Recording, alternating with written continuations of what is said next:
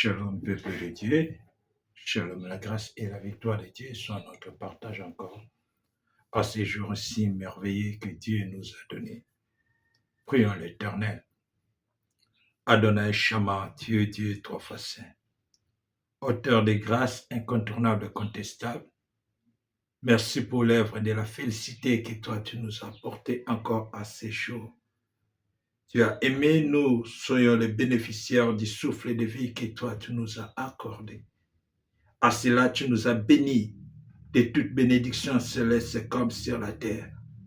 Par Jésus-Christ, au moyen du Saint-Esprit, tout ce qui est de nous à ces jours, Seigneur éternel Dieu, demeurera, Seigneur éternel Dieu, élevé et prospère, parce que toi, tu es la raison de notre inspiration, des révélations journalières, ainsi que tout ce qui est prévu dans ton agenda. C'est pour cela que nous remettons à toi nos vies. Merci Seigneur. Amen. Bien-aimés, que la grâce et la grandeur de la bonté de Dieu soient notre partage comme pour toujours. Et c'est notre temps de partage et de la grâce de Yahweh, parce qu'il n'y a pas un autre comme lui. J'aimerais que tu prends ta Bible ensemble avec moi. Nous allons dans le livre des Psaumes. Psaume chapitre 109, verset 8. Dieu veut nous parler quelque chose là. Psaume 109, verset 6. Je tiens à m'excuser. Je lis dans le nom puissant de Jésus. Psaume chapitre 9, verset 6. Placez-les sous l'autorité des méchants et qu'un accusateur se tienne à sa droite.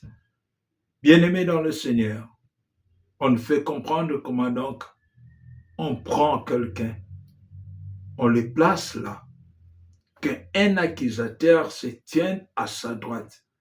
Bien-aimés, on parle sur la question de l'accusateur. Jour et nuit, il y a des choses à des fois dans notre vie, nous tenons à l'ignorance ainsi que le fait de mal comprendre et de savoir. Et nous arrivons peut-être à bloquer notre vie. Nous-mêmes, pendant que nous disons, nous avons accepté Christ comme étant Seigneur et Sauveur dans notre vie.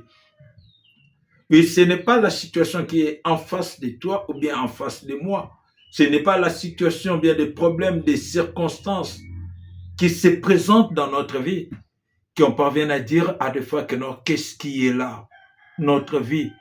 Non, peut-être nous nous faisons peut-être des accusateurs des autres. Nous nous faisons peut-être des accusateurs des choses auxquelles que non, ça nous a déjà été donné par l'ignorance. Mais nous cherchons toujours comment faire. Prenons un accusateur, on parvient à la mettre à la droite, afin que non l'autre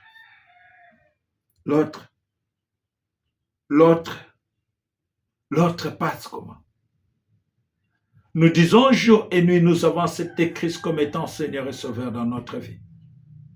Mais notre mentalité et notre façon de vivre à des fois nous fait toujours esclaves.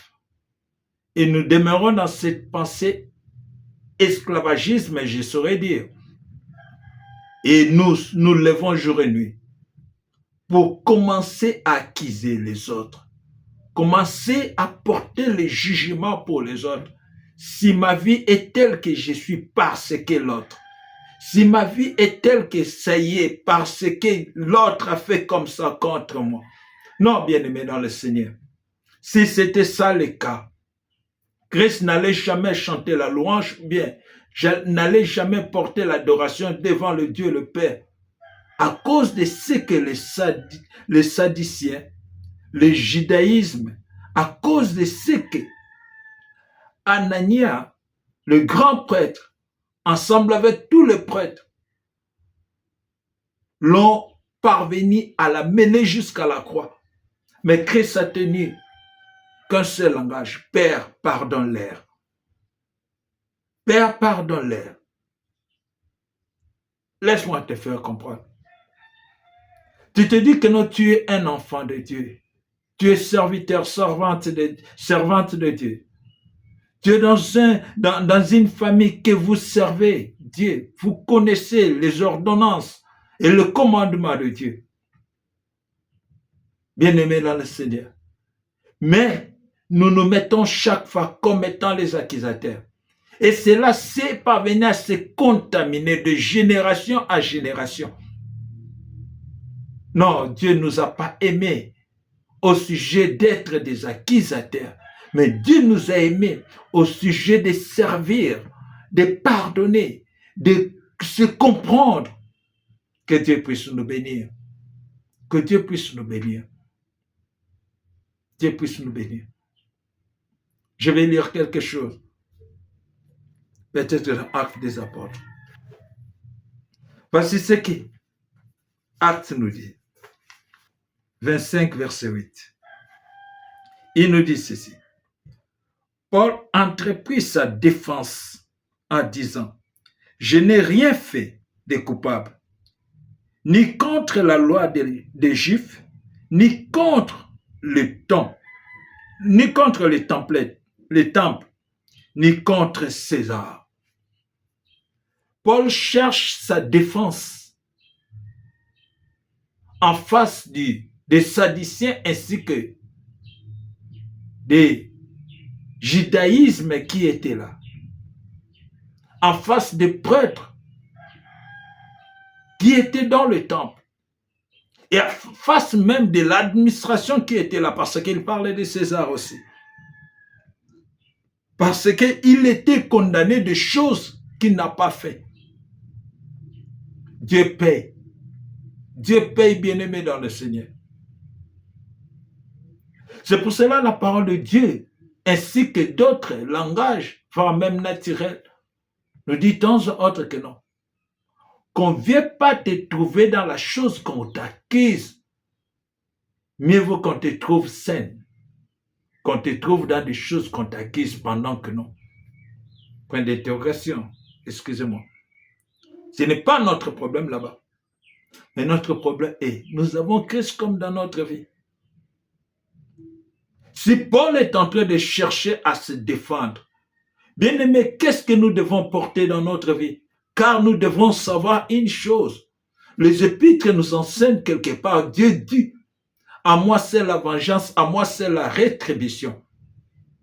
Et à combien nous, quand on arrive peut-être à nous accuser,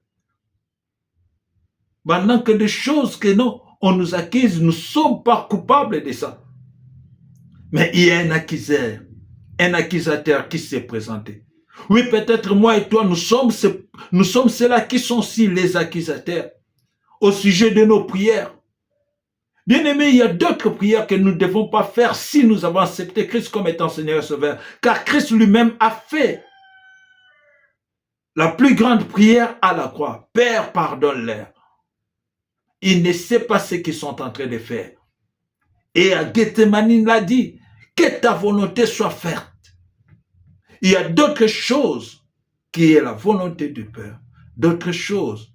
Nous devons implorer que Dieu celle-là parvienne à être au sujet des vengeances et de la rétribution. Nous ne pouvons pas s'élever pour commencer à accuser. C'est mon oncle, c'est ma tante, c'est ma grand-mère, c'est mon grand-père, c'est mon frère, c'est mon ceci, c'est mon pasteur, c'est mon évangéliste.